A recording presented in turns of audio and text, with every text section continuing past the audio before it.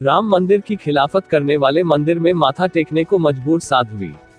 फतेहपुर जिले में प्रधानमंत्री नरेंद्र मोदी के अवसर पर सांसद केंद्रीय ग्रामीण विकास राज्य मंत्री साध्वी निरंजन ज्योति ने पीएम मोदी के जन्मदिन के मौके पर केक काटकर लोगों को बधाई दी और पीएम की लंबी उम्र की कामना भी की। इसके अलावा उन्होंने दिव्यांग बच्चों को उपकरण वितरित किए। एल साध्वी ने पत्रकारों के सवालों का जवाब देते हुए आम आदमी पार्टी पर हमला बोलते हुए कहा कि विश्व में अगर किसी को झूठे नेता के नाम पर गिना जाएगा तो केजरीवाल की पार्टी को गिना जाएगा। आपके यूपी में 300 यूनिट बिजली फ्री दिए गए बयान पर केंद्रीय मंत्री ने पलटवार करते हुए कहा कि किसी को जाकर देखना है तो दिल्ली जाकर देखे। लोगों ने कहा कि कोरोना के समय जो लोग बिजली बिल नहीं जमा कर पाए उनके पानी का बिल भी आ रहा और आरसी भी कट रही है। उन्होंने कहा कि राम मंदिर निर्माण का विरोध करने वाले अब मंदिर में जाकर माथा टेकने को मजबूर हो रहे हैं।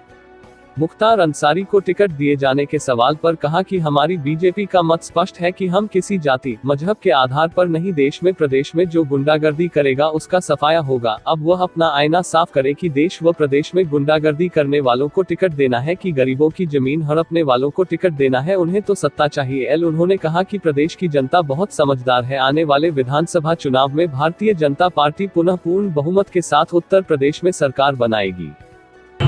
माननीय प्रधानमंत्री जी का जन्मोत्सव सेवा के रूप में मना रहे हैं, जिसमें कहीं दिव्यांगों का यंत्र वितरण, कहीं गरीब बस्तियों में जा कर के या कहीं अन्य जगहों में जा कर के उनको सम्मानित करना, जो भी हो सकता है दिव्यांगों को यंत्र वितरण करके।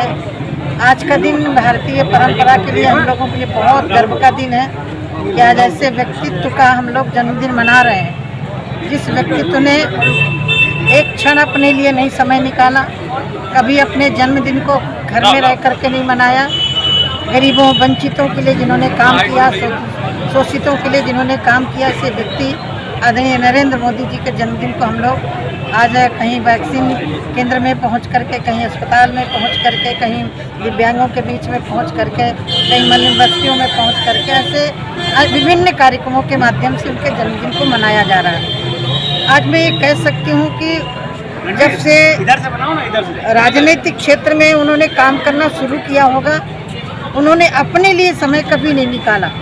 उनका जीवन, उनकी सोच देने का वादा दिया था जो चुनाव जीतते हैं तो मुझे लग रहा है कि जिसको देखना है तो थोड़ा दिल्ली जाकर देखना चाहिए इनके झूठे कितने वादे होते हैं। कल ही परसों ही मैं पुरानी दिल्ली में एक जगह बैठी थी, लोगों ने कहा कि कोरोना के समय जो बिल नहीं भर पाए उनके बिल भी आ रहे, आरसी भी कट रही है, पानी का बिल भी आ रहा है, आरसी भी कट रही है। मुझे लग रहा है कि विश्व में यदि किसी को झूठे नेता के रूप में गिना जाएगा तो केजरीवाल की पार्टी को गिना जाएगा। मुख्तार अंसारी को टिकट देने के लिए इस समय काफ़ी कशमकश चल रहा है। देखिए, हमारी भारतीय जनता पार्टी का मत स्पष्ट है।